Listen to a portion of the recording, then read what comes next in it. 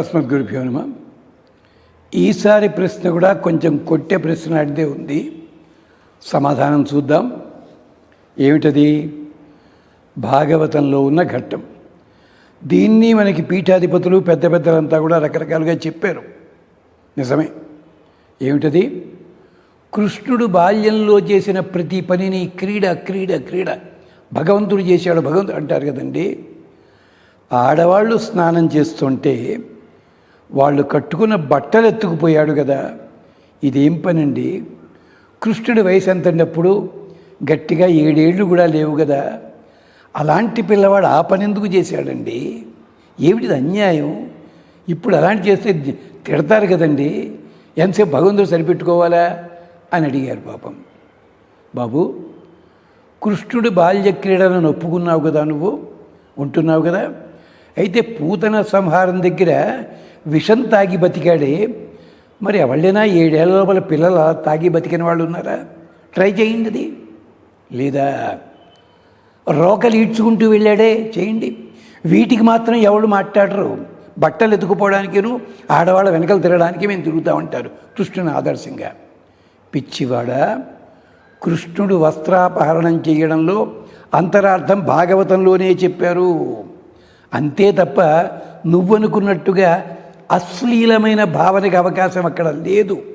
జరిగిన పని ఏమిటంటే, అక్కడ ఆడవాళ్ళంతా ఏం చేస్తున్నారు? స్నానం ఎలా చేస్తున్నారు? వాళ్ళు ఒక వ్రతం చేస్తున్నారు, కాత్యాయిని వ్రతం. ఎందుకోసము?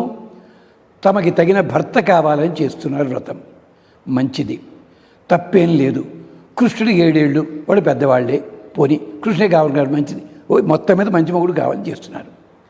వ్రతం చేసేటప్పుడు వాళ్ళు విధానం తప్పు చేశారు. ఏమిటో తెలుసా? అది ఎప్పుడైనా వ్రతం చేసేవాళ్ళు, మగవాళ్ళు కానీ ఆడవాళ్ళు కానీ, నగ్నముగా స్నానము చెయ్యరాదు. మగవాడు వస్త్రం చుట్టుకోవాలి, కండువా వేసుకోవాలి, స్నానం చేసి తడి బట్టలు వదిలి పొడి బట్టలు కట్టుకోవాలి. స్త్రీలు కూడా ధరించే స్నానం చేసి తర్వాత ధరించాలి. అమ్మాయిలకి పెళ్ళిళ్ళు అవుతుంటే స్నానం చేయడానికి ఆ అమ్మాయిని ఒక్కతే పంపించచ్చు కదా బాత్రూంలోకి. నష్టం ఏమిటి? ఆ అమ్మాయికి శుభ్రంగా అలంకరించి ఆ అమ్మాయి బట్టలతో ఉండగానే మంగళ స్నానం ఎందుకు చేయించాలండి? జ్ఞానం లేదా? ఆలోచించట్లేదా మనం? కాదు. పండగలకి కానీ పూజలకు కానీ ఉన్నప్పుడు సవస్త్రకముగా స్నానం చేయాలి. మరి గోపికలు ఎందుకు చేయలేదు? భాగవతంలోనే చెప్పారు. ఇది ఉంది, గర్గ భాగవతంలో ఉంది, భాగవతంలో ఉంది, భారతంలో. కృష్ణుడు వచ్చినప్పటి నుంచి రేపల్లెలో పాలు పెరుగుకి లోటు లేదు. ఎన్ని కుండల పాలైతే అన్ని కుండల పెరుగు, ఎంత పెరుగు అయితే అంత వెన్న. ఈ పనులు చేయడానికి వాళ్ళకి టైం ఉండట్లేదు. ఇవాళ కట్టుకున్న వస్త్రాలు 15 రోజుల దాకా మార్చేందుకు అవకాశం లేదు వాళ్ళకి. అంత బిజీ అయిపోయారు. వ్రతం చేయడానికి వచ్చిన వాళ్ళు ఏం చేయాలో తెలుసిన? ఇలాంటి గుడ్డలతోటి కట్టుకొచ్చిన వాళ్ళు ఆ బట్టలన్నీ గట్టు మీద పెట్టి నగ్నంగా స్నానం చేసి బయటకు వచ్చి ఆ గాలికి ఒళ్ళు ఆరిన తర్వాత ఈ బట్టలు కట్టుకునేవారు. ఇప్పుడు మన వాళ్ళు జీన్స్ అంతే కదండి పాపము. ఓసారి కట్టుకుంటే 15 రోజుల దాకా మార్చడు వాడు. వాళ్ళు అలాగా. ఎందుకని? వాళ్ళకి తెలియదు, నియమం తెలియదు. కానీ పరమాత్మ చూచాడు, వీళ్ళు అద్భుతమైన నియమాన్ని పాటిస్తున్నారు. ఈ నియమం పాటించడం లేదే, పాపం అంటుకుంటుందే. పైగా నా నగ్నం స్నాయాతని శాస్త్రం ఉందే. అందుకని పాఠం చెప్పడానికి ఈ వస్త్రాలన్నీ మూట కట్టుకుని పైకి వెళ్ళాడు. అక్కడ చెట్టు ఏమిటి, ఇవన్నీ వేరే కథలు ఉన్నాయి. వాళ్ళు అన్నారు, అన్యాయం ఇచ్చేవయ్యా. కృష్ణుడు చెప్పాడు, వ్రతంలో ఉండి తప్పు చేశారు మీరు, అంచేత నాకు దండం పెట్టండి, అలాగే బయటకు వచ్చి దండం పెట్టండి అన్నాడు. వాళ్ళు నిర్ణయించుకున్నారు. ఇప్పుడున్న రహస్యం ఏ పండితుడు చెప్పటం లేదు. వీళ్ళు వస్త్రాలు లేకుండానే బయటికి రావాలని నిర్ణయించుకుని బయటికి వచ్చి మాకు ఆ వస్త్రాలు ఇయ్యి అన్నారు. కృష్ణుడు నవ్వి అన్నాడు, నా దగ్గర ఎక్కడున్నాయి వస్త్రాలు? మీ ఒంటి మీదే ఉన్నాయి. అంటే వీళ్ళు నగ్నముగానే బయటికి వద్దామని నిర్ణయించగానే స్వామి చేతిలో వస్త్రాలు మాయమై వీళ్ళ ఒంటి మీదకే వచ్చాయి. ఇది కథ అక్కడ. అంచేత నియమం తప్పారు వాళ్ళు. నియమం తప్పకుండా ఉండడానికి ఆ వస్త్రములు తాను ముట్టుకుని పవిత్రం చేశాడు స్వామి. ఇంకొకటి ఉదాహరణ చెప్తే మీరు సంతోషిస్తారేమో.